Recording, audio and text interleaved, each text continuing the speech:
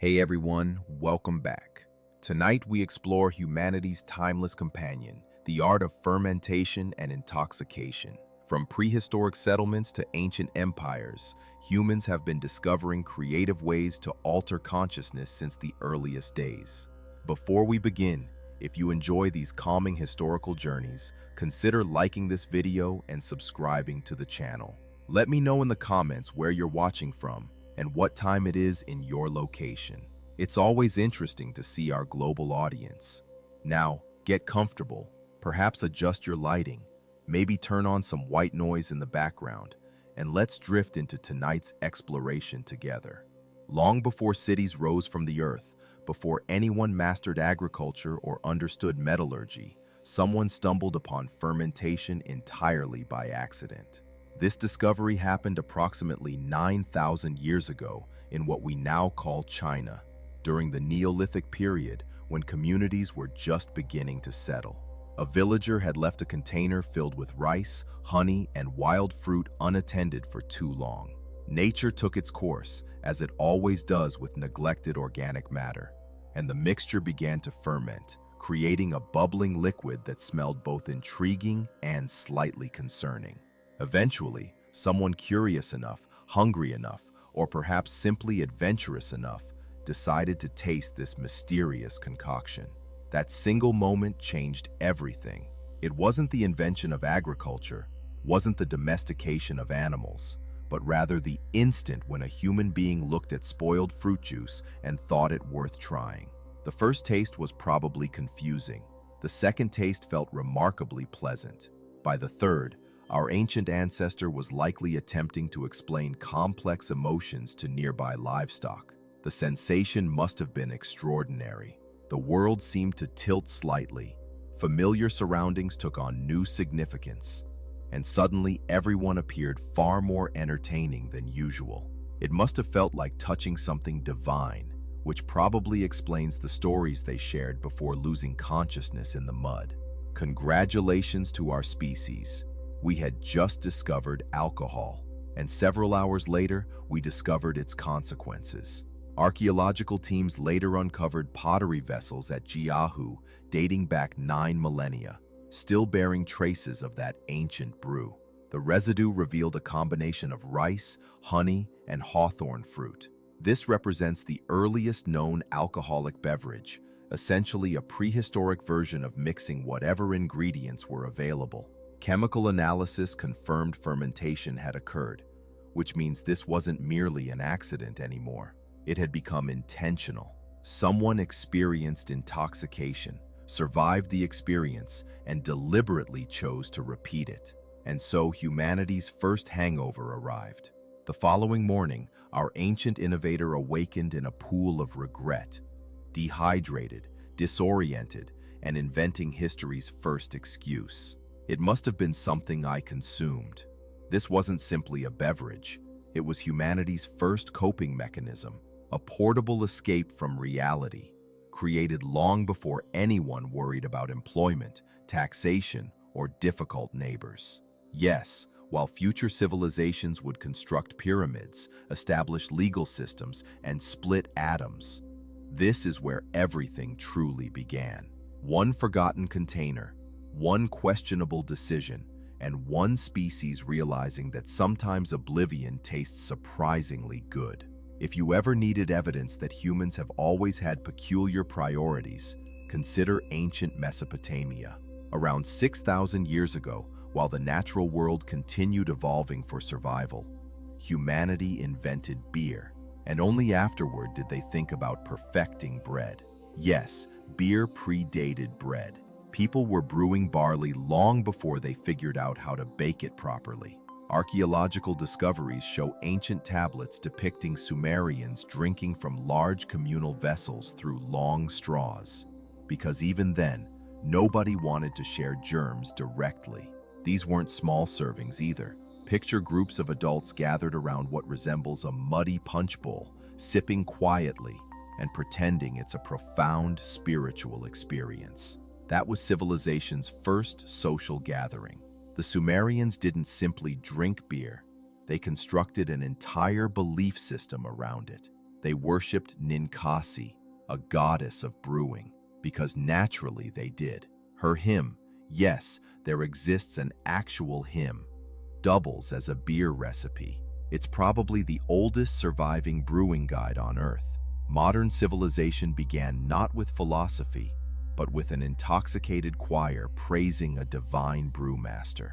Beer wasn't considered a luxury, it was essential infrastructure.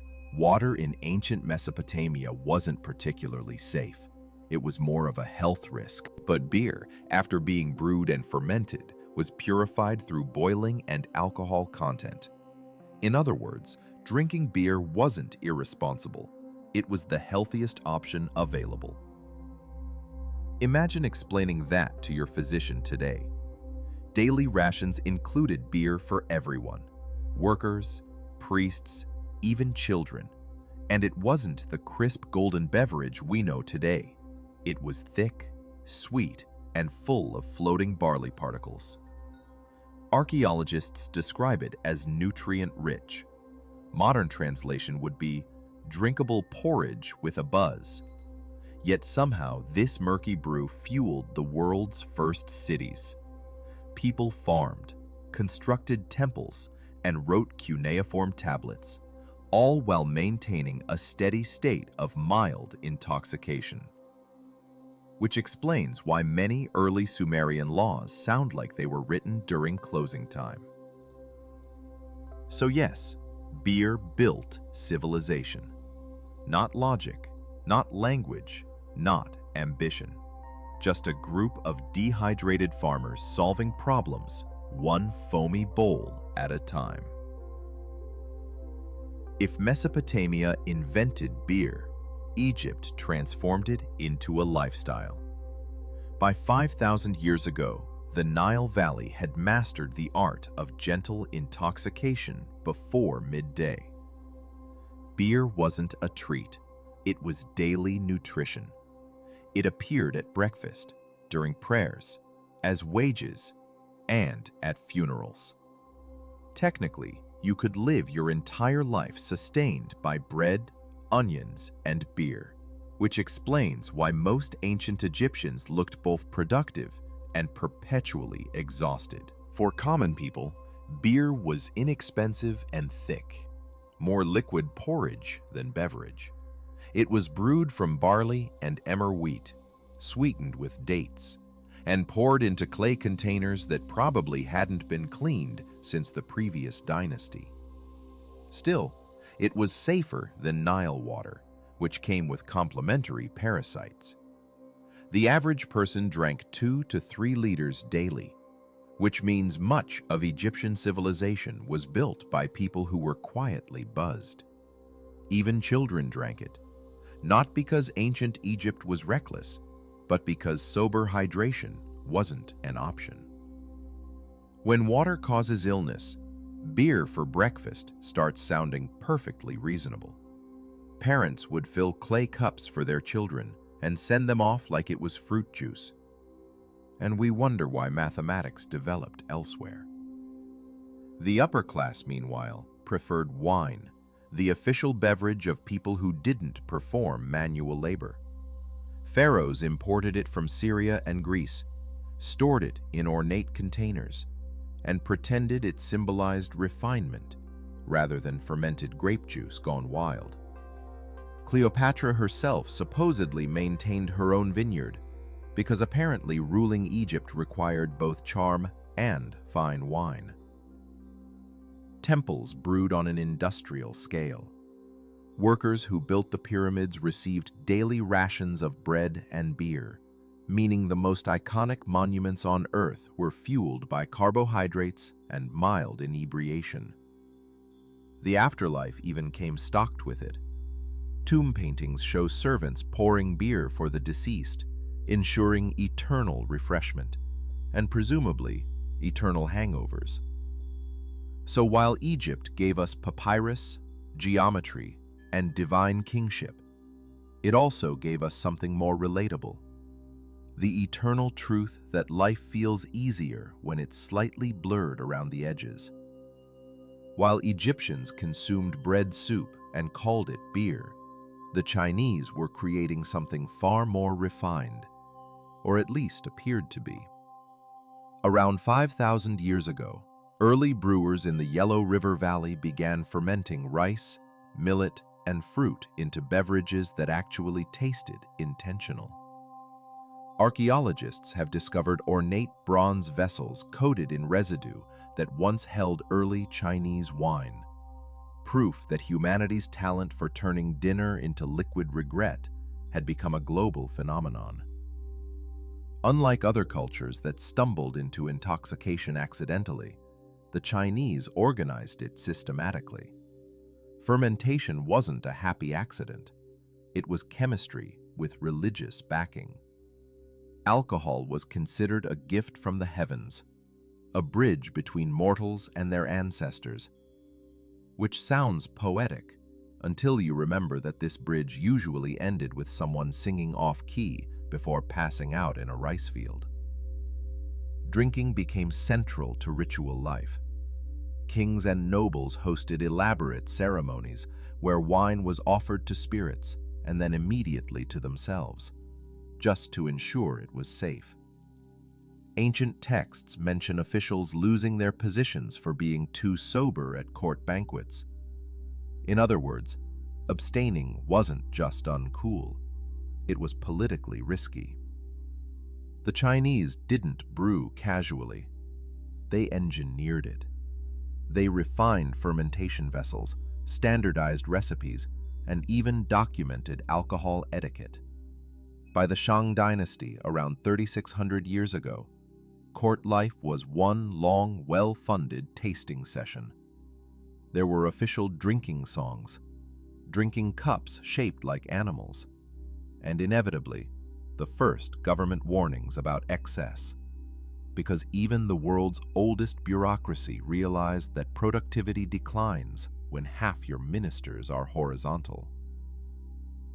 Still, alcohol was seen as sacred, the water of life, as early poets called it. It inspired calligraphy, music, and the kind of philosophy that only makes sense until you reread it sober.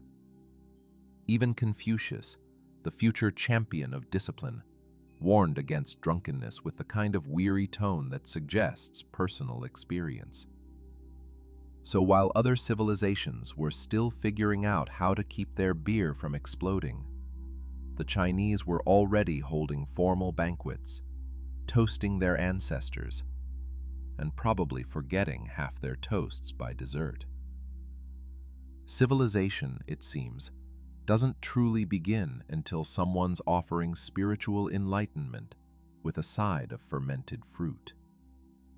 And so our journey through ancient intoxication continues, from Mesopotamian beer halls to Egyptian pyramids, from Chinese banquets to civilizations yet to come.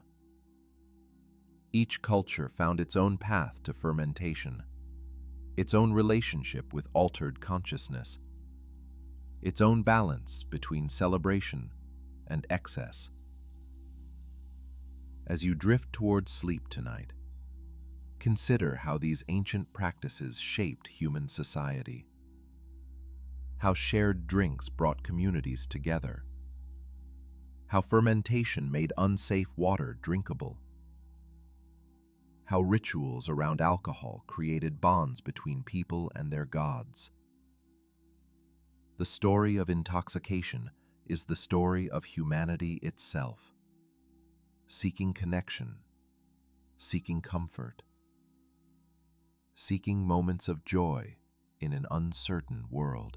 From that first accidental brew 9,000 years ago to the countless gatherings that followed, humans have always found reasons to raise a glass, to share a drink, to toast to life itself. So rest easy tonight, knowing that this ancient tradition connects us to countless generations before us, all seeking the same simple pleasures, all building civilizations, one cup at a time. Sleep well, and let these ancient stories carry you gently into dreams.